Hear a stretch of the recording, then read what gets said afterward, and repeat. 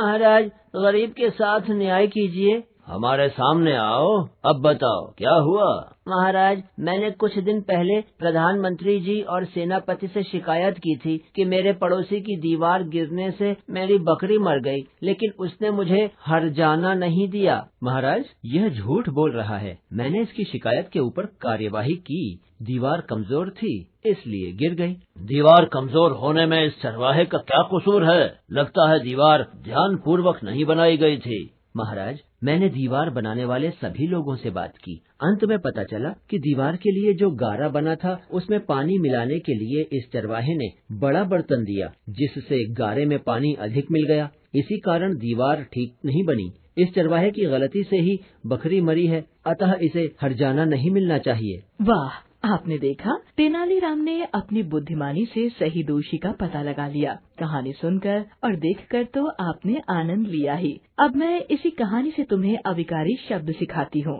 आइए, कहानी में आए कुछ शब्द यहाँ लिखते हैं। के साथ, सामने, अब, और, की, लेकिन, झूठ, के ऊपर, इसलिए, ध्यानपूर्वक, पता, के लिए, अधिक, ठीक। इन सभी शब्दों को हम किसी भी लिंग, वचन और काल के साथ प्रयोग करें, इनकी बनावट में कोई अंतर नहीं आएगा। जिन शब्दों में लिंग, वचन, पुरुष एवं कारक आदि किसी भी कारण से परिवर्तन संभव नहीं होता, उन्हें अविकारी शब्द कहते हैं। इन्हें अव्यय भी कहते हैं। अव्यय का अर्थ है जिसमें व्यय अर्थात परिवर्तन न हो। ये अविकारी या अव्यय शब्द मुख्य रूप से 5 प्रकार के होते हैं: क्रिया विशेषण, संबंध बोधक, समुच्चय बोधक, विस्मयादि बोधक और निपात। क्रिया विशेषण। नीचे दिए वाक्यों में रंगीन शब्दों पर ध्यान दीजिए। मामा जी आज आने वाले हैं, अर्थात काल। वह कमरे के अंदर बैठा है, अर्थात स्थान। पिता से डांट पड़ने पर राधा बहुत रोई, अर्थात परिमाण। मैंने उसके कान में धीरे से कहा, अर्थात रीति। आज, अंदर, बहुत तथा धीरे से क्रिया के किसी न किसी रूप में विशेषता बता रहे हैं, अतः ये क्रिया विशेषण के उदाहरण हैं। जो अव्यय क्रिया की विशेषता बताते हैं, उन्हें क्रिया विशेषण कहते हैं। ध्यान दीजिए, क्रिया विशेषण अव्यय होने के कारण अपरिवर्तनशील होते हैं। ये क्रिया से पहले प्रयुक्त होकर उसकी विशेषता बताते हैं। ये क्रिया की विशेषता बताकर उसके अर्थ को सीमित कर देते हैं। क्रिया के लिंग, वचन, काल आदि का प्रभाव इन पर नहीं पड़ता। नीचे दिए उदाहरणों को ध्यान से पढ़िए। लड़का तेज भागता है, पुल्लिंग। लड़की तेज भागती है, स्त्रीलिंग। लड़कियां तेज भागती हैं, बहुवचन। लड़का तेज भागता था, भूतकाल। सभी वाक्यों में क्रिया कर्ता के लिंग, वचन आदि के आधार पर बदल गई है, अर्थात उसमें विकार या व्यय हुआ है। किंतु भागता क्रिया की विशेषता बताने वाला शब्द तेज सभी स्थितियों में अपरिवर्तनशील रहा, इसलिए क्रिया विशेषण को अविकारी या अव्यय शब्द कहते हैं। क्रिया विशेषण के 4 भेद माने जाते हैं: कालवाचक क्रिया विशेषण, स्थानवाचक क्रिया विशेषण, परिमाणवाचक क्रिया विशेषण और रीतिवाचक क्रिया विशेषण। कालवाचक क्रिया विशेषण। जिस शब्द से क्रिया के होने के समय का बोध हो, उसे कालवाचक क्रिया विशेषण कहते हैं। इससे क्रिया के समय, उसकी अवधि तथा उसकी बारंबारता का भी ज्ञान मिलता है। जैसे, नानी जी आज आने वाली हैं, वे अभी अभी गए हैं। मैं प्रतिदिन व्यायाम करता हूँ, सुबह से लगातार वर्षा हो रही है। आज, अभी अभी, प्रतिदिन तथा लगातार शब्द कालवाचक क्रिया विशेषण हैं। इसका पता लगाने के लिए क्रिया के साथ कब लगाकर प्रश्न किया जाता है। अन्य कालवाचक क्रिया विशेषण समय सूचक, आज, कल, परसों, अब, जब, कब, तब, अभी, तुरंत, पीछे, पहले आदि। अवधि सूचक लगातार, दिन भर, सदा, नित्य, आजकल आदि। बारंबारता सूचक प्रतिदिन, कई बार, हर बार, बहुधा, बार बार आदि। स्थानवाचक क्रिया विशेषण जिस शब्द से क्रिया के होने के स्थान का बोध हो, उसे स्थानवाचक क्रिया विशेषण कहते हैं। इस क्रिया विशेषण से क्रिया की स्थिति तथा दिशा का भी ज्ञान होता है। जैसे, तुम वहाँ क्यों खड़े हो? तुम घर के अंदर जाकर बैठ जाओ। जाओ, बाहर चले जाओ। वह मेरे समीप आकर बैठ गया। वहाँ, अंदर, बाहर तथा समीप शब्द स्थानवाचक क्रिया विशेषण हैं। स्थानवाचक क्रिया विशेषण का पता लगाने के लिए क्रिया के साथ कहाँ लगाकर प्रश्न किया जाता है। परिमाणवाचक क्रिया विशेषण। परिमाण का अर्थ है मात्रा। जिस शब्द से क्रिया के परिमाण अर्थात मात्रा या नाप तौल का बोध हो उसे परिमाणवाचक क्रिया विशेषण कहते हैं। जैसे बच्चा थोड़ा थोड़ा चलने लगा, हमें ज्यादा नहीं खाना चाहिए, जरा सोच समझकर बोला करो, यह खाना 2 लोगों के लिए पर्याप्त है। थोड़ा थोड़ा, ज्यादा, जरा तथा पर्याप्त परिमाणवाचक क्रिया विशेषण हैं। परिमाणवाचक क्रिया विशेषण का पता लगाने के लिए क्रिया के साथ कितना लगाकर प्रश्न किया जाता है। रीतिवाचक क्रिया विशेषण। रीति का अर्थ है ढंग या विधि। जिस शब्द से क्रिया के होने की रीति अर्थात विधि का बोध हो उसे रीतिवाचक क्रिया विशेषण कहते हैं। इस क्रिया विशेषण से क्रिया के प्रकार, निश्चय, अनिश्चय, स्वीकार, निषेध, कारण आदि का भी ज्ञान होता है। जैसे भरत ध्यान पूर्वक पढ़ता है, आप यहाँ अचानक कैसे आए? मैं तुमसे मिलने निस्संदेह आऊंगा। मैं चुपके से उसके पीछे खड़ा हो गया। ध्यान पूर्वक, अचानक, निस्संदेह तथा चुपके से रीतिवाचक क्रिया विशेषण हैं। रीतिवाचक क्रिया विशेषण का पता लगाने के लिए क्रिया के साथ कैसे लगाकर प्रश्न किया जाता है। विशेषण तथा क्रिया विशेषण में अंतर। कुछ शब्दों का प्रयोग विशेषण तथा क्रिया विशेषण दोनों में ही होता है। जैसे मुझे मीठा आम बहुत पसंद है, विशेषण।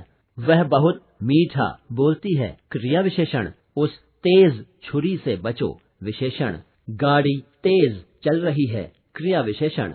पहले और तीसरे वाक्य में रंगीन शब्द मीठा तथा तेज उनके साथ आए संज्ञा शब्दों आम और छुरी की विशेषता बता रहे हैं, अतः ये विशेषण हैं। दूसरे तथा चौथे वाक्य में रंगीन शब्द मीठा तथा तेज उनके साथ आए क्रिया शब्दों की विशेषता बता रहे हैं, अतः ये क्रिया विशेषण है। संबंध बोधक। संबंध बोधक अव्यय वाक्य में प्रयुक्त संज्ञा या सर्वनाम शब्दों के संबंध को व्यक्त करता है। जैसे ज्ञान के बिना मनुष्य पशु के समान है, यह उनके आने से पहले की बात है। मैं कुछ दिन आपके यहाँ रहूंगा। चोर के पीछे पुलिस भाग रही थी।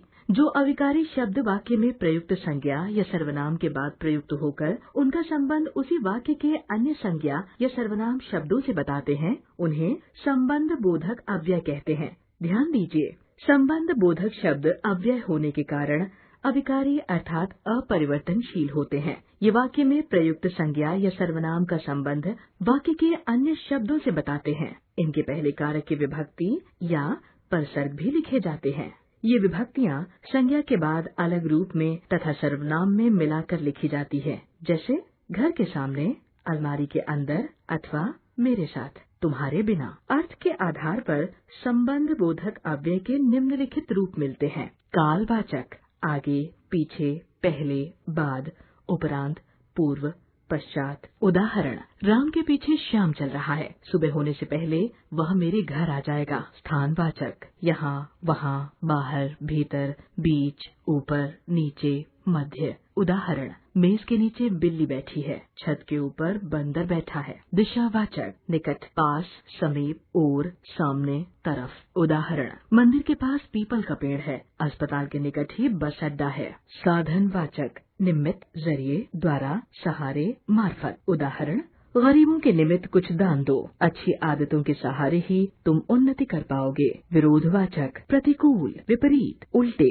विरुद्ध, खिलाफ। उदाहरण, भ्रष्टाचारियों के विरुद्ध आज मोर्चा निकलेगा, नेताओं के खिलाफ तुम खुलकर नहीं बोले। समतावाचक, तुल्य, तरह, भांति, योग्य, जैसा, अनुकूल, बराबर, अनुसार, सदृश। उदाहरण, इस उपहार के योग्य मैं नहीं हूँ, मैं गांधी जी के जैसा बनना चाहता हूँ। संग सूचक, समेत, संग, सहित, साथ। उदाहरण, राम के संग श्याम भी आएगा, आप परिवार सहित पधारे।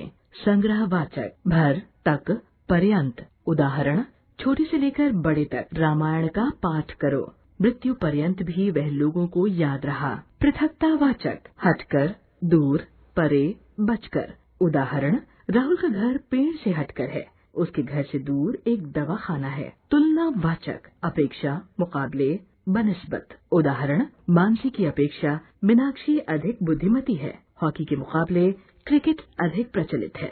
संबंध बोधक और क्रिया विशेषण में अंतर। संबंध बोधक अव्यय संज्ञा, विशेषण, क्रिया एवं क्रिया विशेषण से बने होते हैं, अतः इनके प्रयोग में प्रायः भूल हो जाती है। जब ये शब्द अकेले प्रयुक्त होते हैं तो इनका अपना रूप होता है, और जब इनके साथ कारकीय विभक्ति लग जाती है तो ये ही शब्द संबंध बोधक अव्यय बन जाते हैं। समुच्चय बोधक, जो अविकारी शब्द वाक्य में प्रयुक्त शब्दों या उपवाक्यों के योग या पृथकता का बोध कराते हैं, उन्हें समुच्चय बोधक अव्यय कहते हैं। समुच्चय बोधक अव्यय शब्दों, उपवाक्यों तथा वाक्यों को जोड़ने का कार्य करते हैं, किंतु अर्थ की दृष्टि से ये सदैव जोड़ने का ही नहीं, पृथकता का भी बोध कराते हैं। जैसे राजीव और दिनेश साथ साथ पढ़ते हैं। तुम बाजार जाओ और फल खरीद कर ले आओ। बड़ों का कहना मानो वरना पछताओगे। मैंने बहुत परिश्रम किया परंतु सफल न हो सका। समुच्चय बोधक का अर्थ है जोड़ने वाला, इसलिए इसे योजक भी कहा जाता है। ध्यान दीजिए, समुच्चय बोधक अव्यय अविकारी होने के कारण अपरिवर्तनशील है। ये शब्दों, उपवाक्यों एवं वाक्यों को आपस में जोड़ते हैं। वाक्य को जोड़ने के अलावा ये उनके कार्य कारण, संबंध, पृथकता, विकल्प, निषेध, विपरीत, परिणाम, पर्याय आदि का भी बोध कराते हैं। समुच्चय बोधक के दो भेद हैं, समानाधिकरण समुच्चय बोधक तथा व्यधिकरण समुच्चय बोधक। समानाधिकरण समुच्चय बोधक एक सी स्थिति या जाति वाले दो से अधिक मुख्य शब्दों, उपवाक्यों या वाक्यों को जोड़ने वाले अव्यय समानाधिकरण समुच्चय बोधक अव्यय कहलाते हैं। जैसे लता और मालती खाना खा रही है, हाथ मुंह धो और खाना खाओ। व्यधिकरण समुच्चय बोधक, जो समुच्चय बोधक शब्द एक प्रधान उपवाक्य में एक या एक से अधिक आश्रित उपवाक्यों को जोड़ते हैं, उन्हें व्यधिकरण कहते हैं। जैसे